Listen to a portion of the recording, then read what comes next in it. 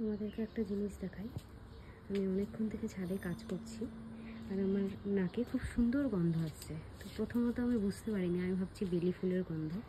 পরে দেখলাম বেলি ফুল তো নেই, তো কিসের গন্ধ আসছে এত সুন্দর? পরে বুঝতে পারলাম এই ফুলটার গন্ধ।